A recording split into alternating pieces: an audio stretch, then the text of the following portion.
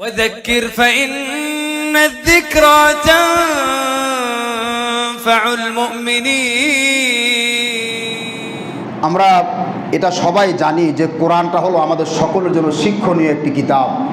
কি কিতাব বলেন? শিক্ষণীয় কিতাব। অতীতের যত জাতি পৃথিবীতে ধ্বংস হয়েছে, যত মানুষকে আল্লাহ শাস্তি দিয়েছেন অথবা যত মানুষকে পুরস্কৃত করেছেন, সব ঘটনা আল্লাহ তাআলা কোরআনে বলেছেন। তো আল্লাহ তাআলা শিক্ষা দিয়েছেন যে অতীত জাতির মধ্যে যেরকম দুটা ভাগ ছিল, এক ভাগে ছিল ভালো মানুষ যারা দুনিয়াতেও শান্তি পেয়েছে, আখিরাতেও শান্তি পাবে। আর এক দল ছিল যারা দুনিয়াতে অশান্তির মধ্যে ছিল, আখিরাতেও অশান্তিতে থাকবে। তো আল্লাহ তাআলা এই আয়াতগুলো নাজিল করে আমাদেরকে শিক্ষা দিচ্ছেন যে ভালো মানুষ যারা, তোমরা তাদের মতো হয়েও, তাহলে দুনিয়াতেও শান্তি পাবে, আখিরাতেও শান্তি পাবে। তো এখানে বনী ইসরাইলের যে বনী ইসরাইল সম্পর্কে যে আল্লাহ তাআলা আয়াতটা নাজিল করেছেন, এই আয়াতটা দিয়ে মূলত আমাদেরকে শিক্ষা দেওয়া হচ্ছে। উদ্দেশ্য সেটা হলো এই যে আল্লাহ তাআলা আমাদেরকে শিক্ষা দিচ্ছেন যে আল্লাহ তাআলা দুনিয়াতে আমাদের সাথে কখন সাথে থাকবেন। আল্লাহ তাআলা আমাদের সাথে তিনি কখন থাকবেন।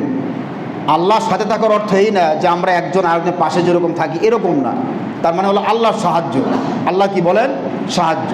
তো আল্লাহর সাহায্য কখন থাকবে আল্লাহ তাআলা এই আয়াতের মধ্যে বলে দিয়েছেন।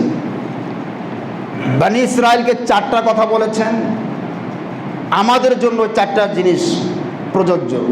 ওই চারটা জিনিস যদি আমরা করতে পারি তো আল্লাহ তাআলা আমাদেরকে তিনটা জিনিস দান করবেন। বলেন সুবহানাল্লাহ। একটা হলো আল্লাহ বলছেন আমি তোমাদের সাথে থাকবো, 2 নম্বর তোমাদের গুনাহ মাফ করে দেবো, 3 নম্বর তোমাদেরকে জান্নাত দেবো। বলেন সুবহানাল্লাহ। তো এর চেয়ে বড় পুরস্কার কি আর বলেন কিছু হইতে পারে? বলেন, এর চেয়ে বড় কোনো পুরস্কার নাই। এখন দেখেন আল্লাহ তাআলা শুরুতে বলছেন ওয়ালাকাদ আখাযাল্লাহু মিসাকা বনী ইসরাঈল। আমি বনী ইসরাইলদের কাছ থেকে ওয়াদা নিয়েছিলাম। বনী ইসরাইল কারা? হযরতে ইয়াকুব আলাইহিস সালাতু ওয়াস সালামের নাম আপনারা সবাই শুনেছেন। ইয়াকুব আলাইহিস সালামের আরেক নাম ছিল ইসরাঈল। ইসরাঈল, ইসরাঈল দুইটা শব্দ মিলে ইসরাঈল মানে আল্লাহর বান্দা। এখন এই ইয়াকুব আলাইহিস সালামের 12 জন ছেলে ছিল। এই 12 জন ছেলে তাদেরকে বলা হয় বনী ইসরাঈল, অর্থাৎ ইসরাঈলের সন্তান, ইয়াকুব আলাইহিস সালামের সন্তান। তো তাদের এই 12টা গোত্র থেকে অনেক মানুষ সেখানে তারা ছিল। তো সেই বনী ইসরাঈলদের কাছ থেকে, সেই গোত্রগুলোর কাছ থেকে আল্লাহ তাআলা ওয়াদা নিয়েছিলেন যে তোমরা যদি 4টা কাজ করতে পারো, এই 4টা কাজ করলে আমি আল্লাহ তোমাদের সাথে থাকবো, তোমাদের মাফ করে দিব, জান্নাত দিব। বলেন সুবহানাল্লাহ। সে কাজটা কি খেয়াল করেন? 1 নম্বর লাইন আকামতুমুস সালাহ, যদি নামাজ কায়েম করতে পারো। 2 নম্বর ওয়া আতাইতুমুজ যাকাত, 2 নম্বরে হলো যাকাত দিবে। ওয়া আমানতুম বিরুসুলি ওয়া আযারতুমুহুম, আমার নবীদের উপর বিশ্বাস করবেন, তাদেরকে সাহায্য করবে। 4 নম্বর হলো ওয়া কারাতুমুল্লাহ কারাদান হাসানা, আর সুদমুক্ত যদি ঋণ দাও। এই 4টা কাজ করতে পারলে আমি আল্লাহ পাক তোমাদের সাথে থাকবো। বলেন সুবহানাল্লাহ। এখন খেয়াল করেন এই যে বনী ইসরাঈল যারা ছিল, এই বনী ইসরাঈলেরা তারা অত্যন্ত দুর্বল ছিল। অত্যন্ত কি ছিল বলেন? মিশরে যখন মুসা আলাইহিস সালাম চলে গেলেন, মুসা আলাইহিস সালাম একটা সময় তিনি বনী ইসরাঈল যারা ছিল এদের পৈতৃক আবাসভূমি অর্থাৎ বাপদাদাদের ভিটা ছিল সিরিয়াতে। তো তারা সেখান থেকে একটা সময় তারা চলে গিয়ে তা মিশরে অবস্থান করতে লাগলো। আল্লাহ তাআলা তাদের নবী হিসাবে মুসা আলাইহিস সালামকে পাঠাইলেন।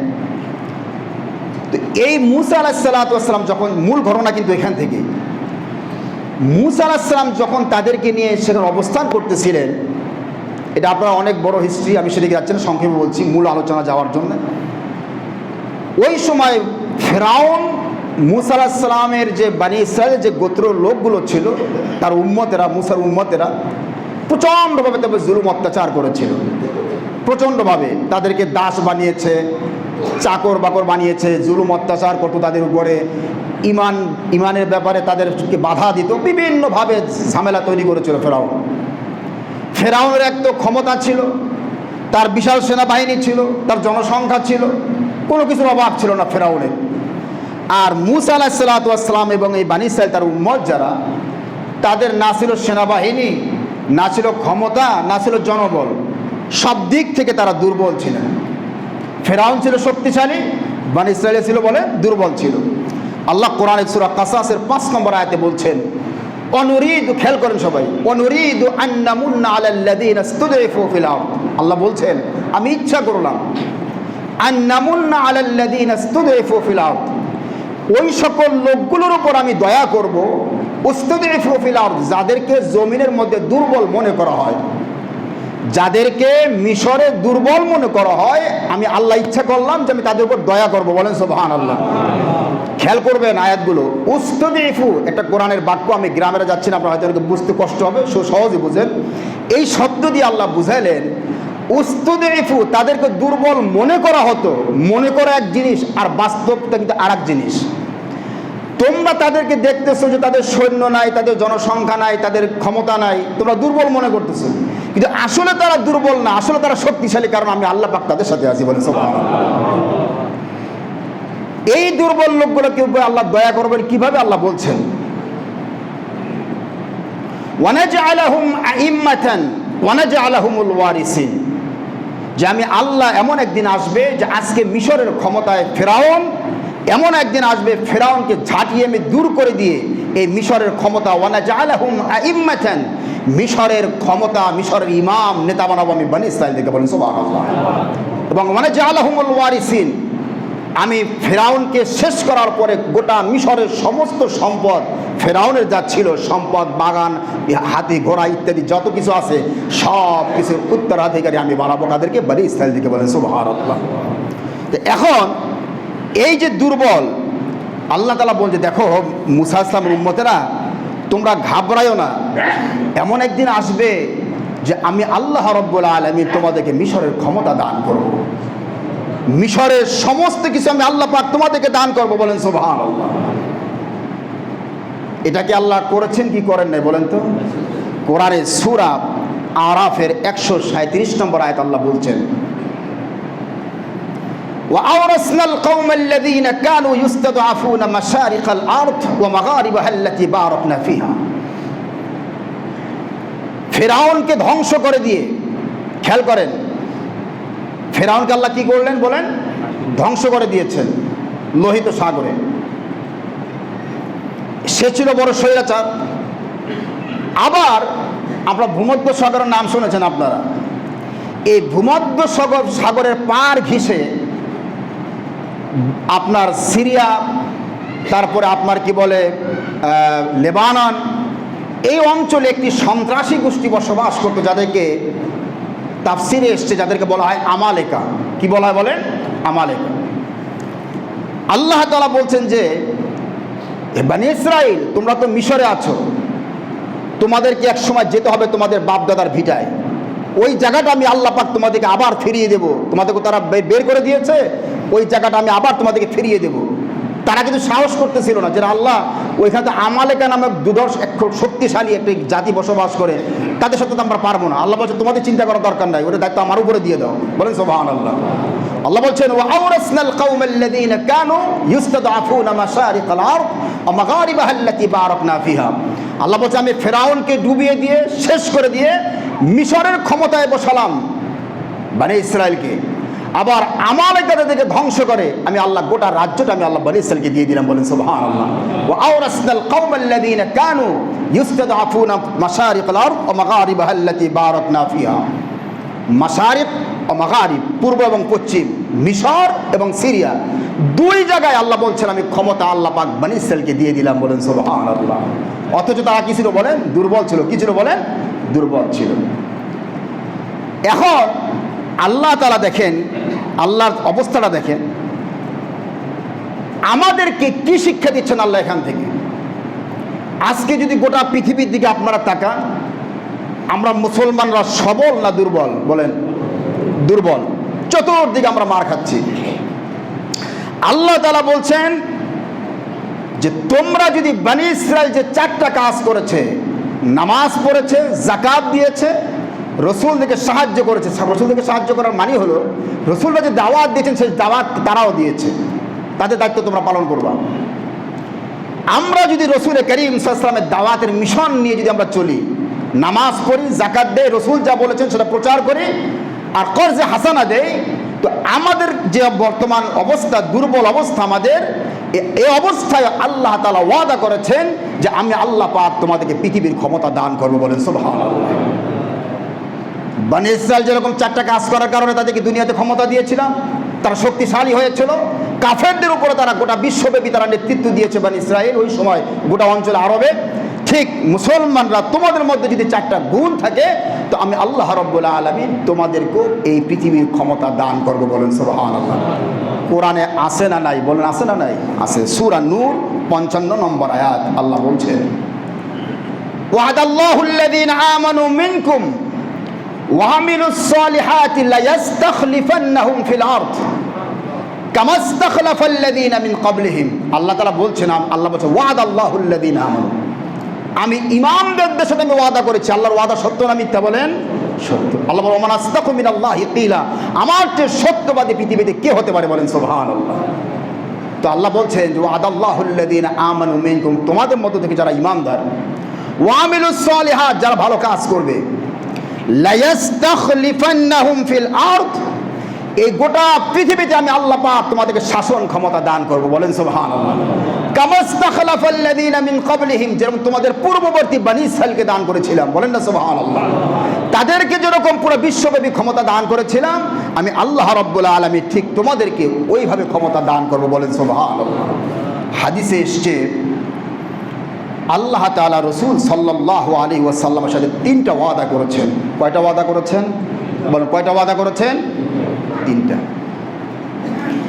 1 নম্বর হচ্ছে আল্লাহ রসুলকে বলেছেন, হে রসুল, আমি উম্মতে মুহাম্মাদিকে, এই উম্মতকে গোটা বিশ্বব্যাপী আমি আল্লাহ পাক ক্ষমতা দান করবো। সুবহানাল্লাহ।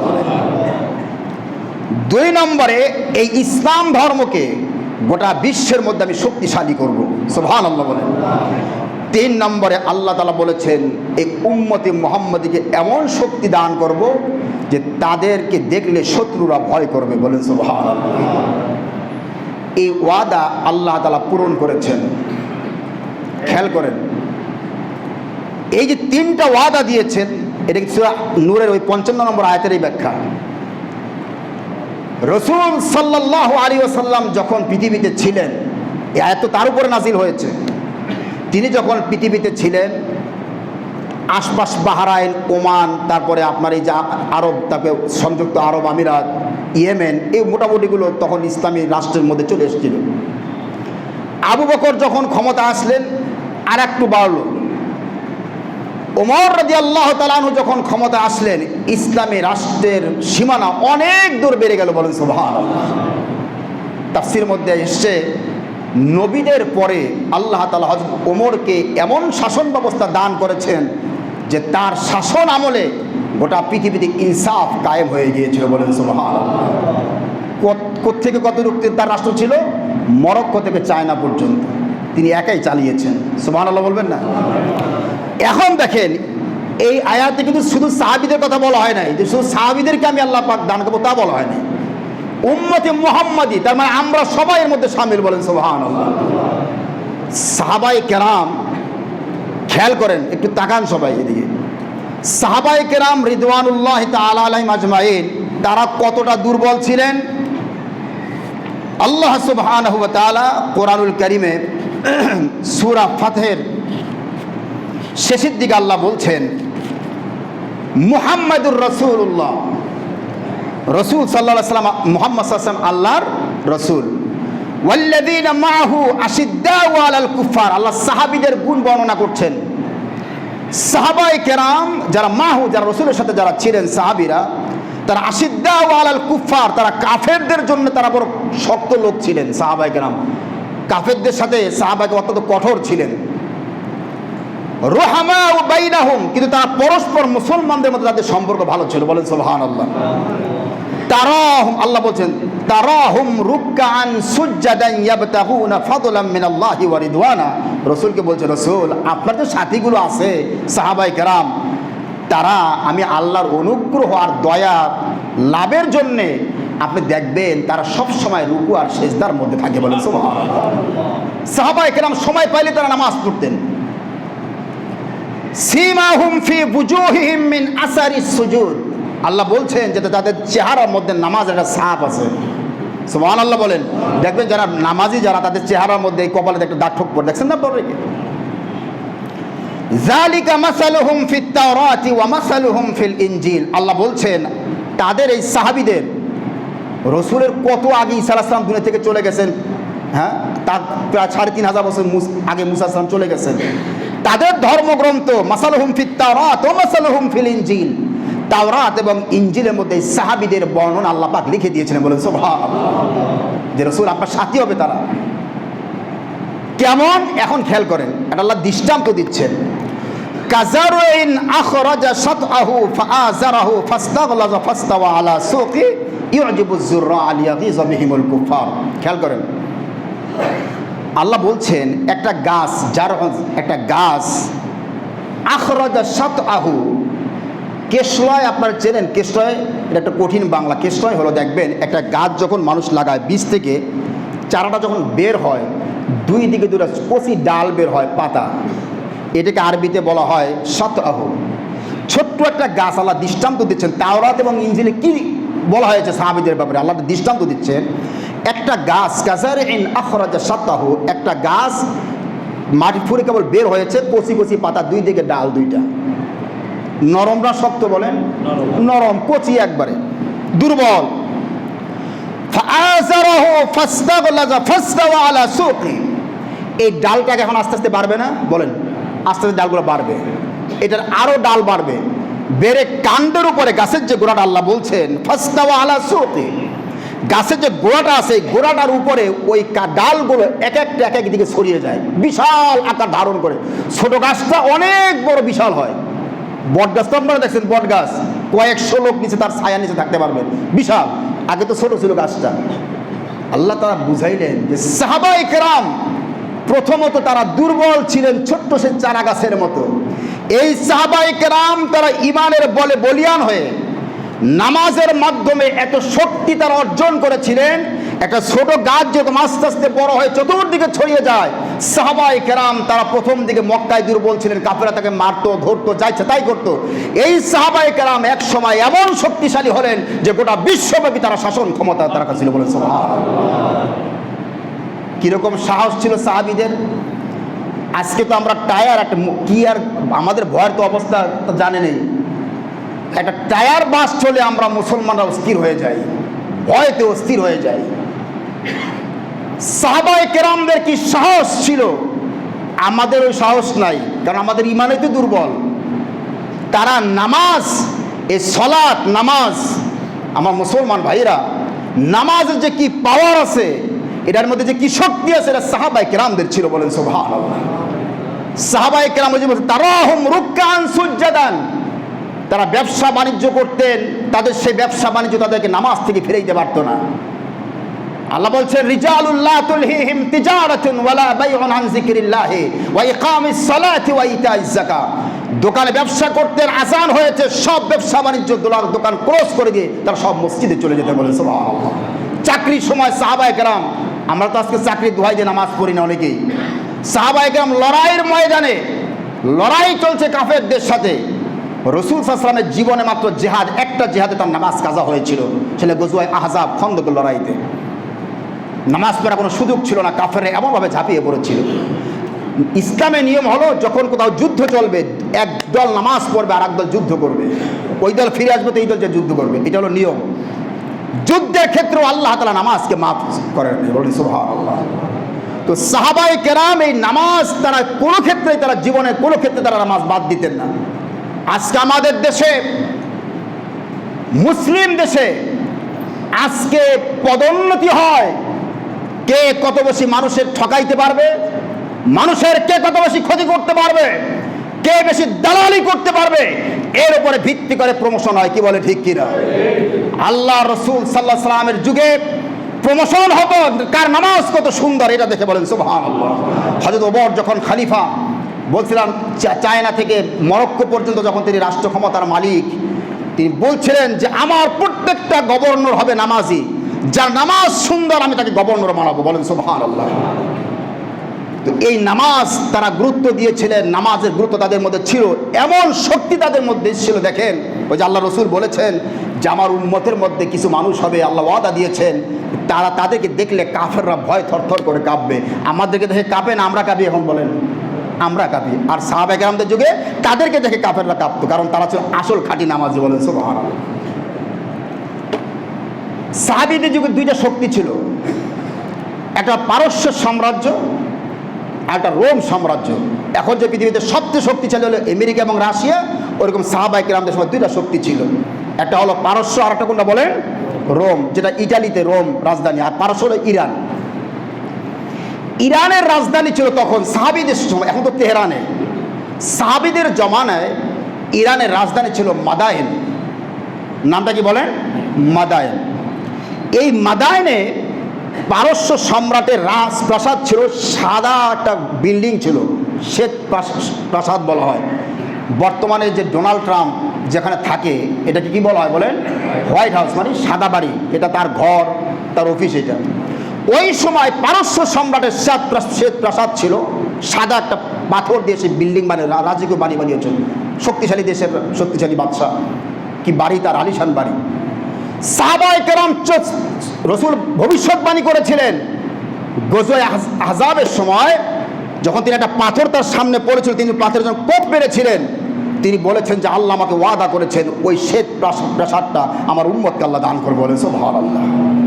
তো সাহাবায়ে কেরাম বাহরাস নামে একটা জায়গা আছে ইরানে, চতুর্দিক থেকে তারা দখল করে, ওমরের যুগে দখল করে তারা এগিয়ে আসতেছেন, ইরানটাকে দখল করবেন। কারণ সাহাবায়ে কেরাম তো জানেন যে রসুল ওয়াদা দিয়েছেন এই রাজ্যটা আমরা দখল করব। সাহাবায়ে কেরামদের দিলে খুব আনন্দ, খুশি তাদের। বাহরাস নামে একটা জায়গা আছে, আপনারা তো দাজলা নদীর নাম শুনেছেন, দাজলা নদী।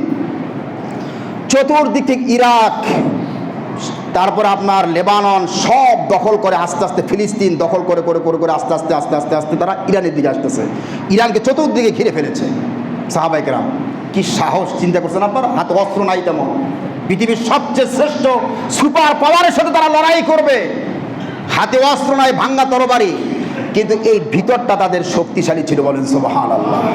তারা জানতেন যে আমরা আল্লাহর নামাজি, আমাদেরকে আল্লাহ অবশ্যই সাহায্য করবে। বলেন সুবহানাল্লাহ। ওই যে বললাম যে আয়াত আল্লাহ বলেছেন ইন্নী মাআকুম, যদি নামাজ পড়ো আমি আল্লাহ তোমাদের সাথে থাকবো, আল্লাহ যদি থাকে তোমাদেরকে কেউ ঠকাইতে পারবে না। বলেন সুবহানাল্লাহ। তো তারা বাহরাস যখন এসছেন, মাদায়েন দেখা যায় মাঝখানে একটা নদী আছে, দাজলা নদী।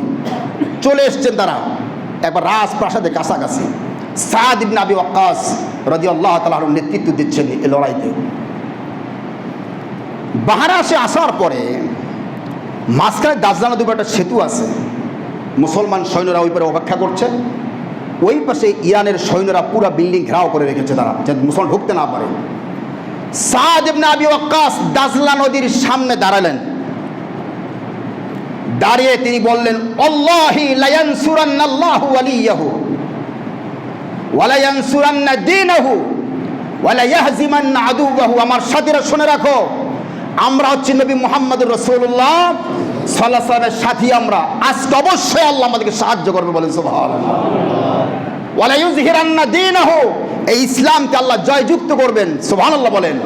ওয়া লা ইয়াহজিমান্না আদুওয়াহু, পৃথিবীর সবচেয়ে শ্রেষ্ঠ শক্তি ইরানকে আজকে আল্লাহ মাটির সাথে মিশিয়ে দিবেন। সুবহানাল্লাহ বলবেন না?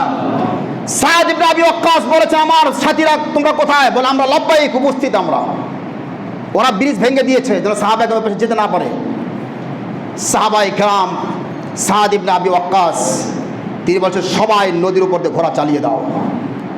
দাজলা নদীর উপর দিয়ে সবাই ঘোড়া চালিয়ে দিয়েছে। ওই পাশ থেকে সেনাবাহিনী দেখে বলছে ফার্সিতে দেও আমোদান, দেও আমোদান, মানে পাগলারা আসতেছে, পাগলরা আসতেছে। সুবহানাল্লাহ বলবেন না? ওরা তো পাগল বলেছে, এরা আল্লাহর পাগল ছিল। বলেন সুবহানাল্লাহ।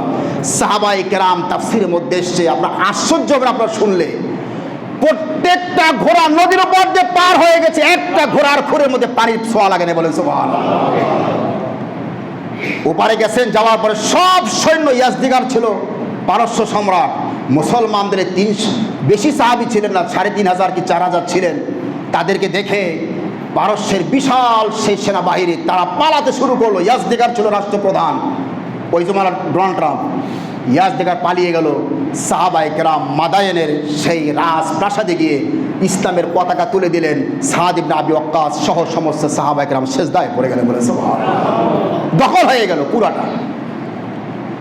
হাতে অস্ত্র ছিল না, তেমন এত শক্তিও ছিল না তাদের তুলনায়, কিন্তু সাহাবায়ে কেরামদের ভিতরে ঈমান আর নামাজের জোশ ছিল, শক্তি ছিল। আল্লাহর বদৌলতে আল্লাহ পাক তাদের হাতে বিজয় দান করেছিল, বলেন সুবহানাল্লাহ। এই যে আল্লাহ বলেছেন সাহাবায়ে কেরাম দেখো তাদের চেহারার মধ্যে সব সময় নামাজের চিহ্ন ভাসত, আর তারা বেশি বেশি নামাজ পড়তো। আল্লাহ বলছে আমার পৃথিবীর মানুষেরা, আমার বান্দারা শোনো, যদি আমার শোনেন আল্লাহর সাথে সবচেয়ে সম্পর্ক গড়বে যে জিনিসটার মাধ্যমে, সেই জিনিসটার নাম কি বলেন? নামাজ। আল্লাহ সূরা আলাকে একটি আয়াতে বলেছেন ওয়াসজুদ ওয়াক্তারিব, আমার সেজদা দাও আর আমার কাছে চলে আসো, বলেন সুবহানাল্লাহ। মানুষ যখন আল্লাহর কাছে সেজদায় চলে যায়, আল্লাহ বলছেন আমার মধ্যে আর বান্দার মধ্যে কোনো পার্থক্য থাকে না, পর্দা থাকে না, বলেন সুবহানাল্লাহ। সেজদা দিলেই আল্লাহ কাছাকাছি হওয়া যায়। তো আল্লাহ তাআলা বলেছেন দেখো তোমরা যদি নামাজটা শুধু পড়ো, আমি বাকি তিনটা আজকে আলোচনা করবো না, নামাজ যদি পড়ো আল্লাহ ওয়াদা করেছেন আমি তোমাদের সাথে থাকবো, বলেন না সুবহানাল্লাহ। তো আল্লাহ যদি আমাদের সাথে থাকেন আর কোনো সমস্যা আছে বলেন? আল্লাহ রাসূল সাল্লাল্লাহু আলাইহি ওয়াসাল্লাম বলেছেন দেখো নামাজ যদি না পড়ো, আপনারা সবাই হাদিস জানেন কম বেশি, তারপর আমি একটা হাদিস শোনাই। আমাদেরকে পাহারা দেওয়ার জন্যে, আমাদেরকে সাহায্য করার জন্য, আপনারা সবাই জানেন হুনাইনের ময়দানে, বদরের ময়দানে আল্লাহ আকাশ থেকে ফেরেশতা পাঠিয়ে সাহায্য করেছেন, সুবহানাল্লাহ বলেন। আল্লাহ তাআলা বলছেন যে তোমাদেরকে পাহারা দেওয়ার জন্য আমি ফেরেশতা রেডি রেখেছি। লাহু মুআক্কিবাতুম মিন বাইনি ইয়াদাইহি ওয়া মিন খালফিহি ইয়াহফাজুনাহু মিন আমরিল্লাহ, সূরা রাদ। আমি তোমাদেরকে পাহারা দেওয়ার জন্য, তোমাদের জন্য কেউ ক্ষতি করতে না পারে মুসলমানেরা, এই জন্য দুই ধরনের ফেরেশতা রেখেছি। দুই দল, এক দল সকালে আসবে সারাদিন তোমাদের পাহারা দেবে, আর এক দল আসবে রাত্রে সারা রাত তোমাদের পাহারা দেবে, বলে সুবহানাল্লাহ। আমাদেরকে কেউ যদি ক্ষতি করতে না পারে, ক্ষতিটা কেন করতে পারবে? আল্লাহ, ওই যে বললাম যে আল্লাহ যদি নামাজ পড়ো আমি আল্লাহ তোমাদের সাথে থাকবো, আমার ফেরেশতার আমার সাহায্য তোমাদের সাথে থাকবে, বলে সুবহানাল্লাহ।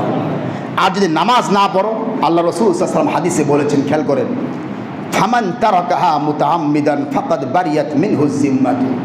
আল্লাহ রাসূল বলেছেন যখন মুসলমানরা নামাজ ছেড়ে দিবে, আল্লাহ বলছেন তাদের উপর থেকে আমার নিরাপত্তা উঠে যাবে, বলেন নাউজুবিল্লাহ। তাদেরকে দেখাশোনার দায়িত্ব আমার না, আমি তাদের ছেড়ে দিয়েছি। ফাকাদ বারিয়াত মিনহু যিম্মা, তাদেরকে দেখার দায়িত্ব আমি আল্লাহর ছিল, আমি আল্লাহ তাদেরকে দেখবো না। তাদের কাফেররা মারুক, কচুকাটা করুক, যা ইচ্ছা তাই করুক, আমি আল্লাহ কিচ্ছু যায় আসে না। আজকে আমাদের মুসলমানদের অবস্থা দেখে, এই যে মুসলমানদের গোটা বিশ্বে মারতেছে, আল্লাহকে আমাদের কোনো সাহায্য করতেছেন বলেন? কোনো সাহায্য নেই। কেন নাই? যে মুসলমান রাসূল বলেছেন যারা ইচ্ছা করে যারা নামাজ ছেড়ে দিবে, আল্লাহ কখনো তাদেরকে সাহায্য করবেন না, বলেন নাউজুবিল্লাহ। তো এই জন্য আমার ভাইরা, আমাদের মুসলমানদের আল্লাহর সাহায্য যদি পেতে হয় আর আল্লাহর নিকটে যদি যেতে চাই, আর এই বর্তমান বিশ্বে যে মুসলমানদের দুর্দশা, যে অবস্থা, এর থেকে বাঁচতে হলে হাতিয়ার মাত্র কয়টা বলেন? একটা, সেটা হলো সালাত। সেটা কি বলেন? নামাজ। এই নামাজ আমার ভাইরা দেখেন, রাসূল সাল্লাল্লাহু আলাইহি ওয়াসাল্লাম বলেছেন যে ব্যক্তি ইচ্ছে করে নামাজ ছেড়ে দেয়, মান তারাকা সালাতান মুতাআম্মিদান ফাকাদ কাফারা, যে ব্যক্তি ইচ্ছা করে নামাজ ছেড়ে দেয় সে কাফের হয়ে যায়। ইমাম আহমদ বিন হাম্বল এই আয়াতের, এই হাদিসের ব্যাখ্যা উনি বলেছেন, সৌদি আরবের যে লোকেরা যে ইমামের অনুসরণ করে, ইমাম আহমদ বিন হাম্বল রহমতুল্লাহ, তিনি বলেছেন যে মুসলমান নামাজ পড়বে না, তার জানাজা করা জায়েজ নাই, তাকে মুসলমানদের কবরস্থানে দাফন করা জায়েজ নাই। এটা ওনার মাসালা। কিন্তু ইমাম আবু হানিফা বলেছেন না, নামাজ হবে, জানাজা হবে, কিন্তু সে বড় এমন সে পর্যায়ে চলে গেল যে সে ইসলামের দায়রা থেকে, ইসলামের গণ্ডি থেকে সে বের হয়ে গেল। নামাজ হলো যার ঈমান আছে কি নাই এটা বোঝার সবচেয়ে বড় মাধ্যম হলো সালাত, নামাজ। এই জন্য আমার ভাইয়েরা, আমরা নামাজের ব্যাপারে যত্নবান হব। কিসের ব্যাপারে বলেন? নামাজ। এই নামাজটা পড়েন, আল্লাহ অন্তরেও শান্তি দেবেন, দুনিয়ায়ও শান্তি দেবেন। আল্লাহ বলছে আমি তোমাদের সাথে থাকবো। ইচ্ছার বড় কি চান আপনারা? আমরা কি চাই? আর আল্লাহ আমাদের সাথে থাকবেন বলছেন। নামাজটা বড়, আমি আল্লাহ তোমাদের সাথে থাকবো, এর চেয়ে বড় পাওয়ার আর কি আছে আপনারা বলেন? এই জন্য আমার ভাইরা, সবাই যেন 5 ওয়াক্ত নামাজ পড়তে পারি। কতটুকু সময় লাগে আর বলেন? সময় তো বেশি লাগে না, বেশি সময় লাগে কি? এই জন্য সবাই আমার ভাইরা 5 ওয়াক্ত নামাজের ব্যাপারে আমরা যত্নবান হব। দেখবেন আল্লাহ পাক আমাদের উপর সাহায্য নাজিল করবেন, বলেন সুবহানাল্লাহ। আল্লাহ পাক আমাদের সকলকে যেন 5 ওয়াক্ত নামাজ জামাত সহকারে আদায় করার তৌফিক দান করে, সকলে বলে আমিন।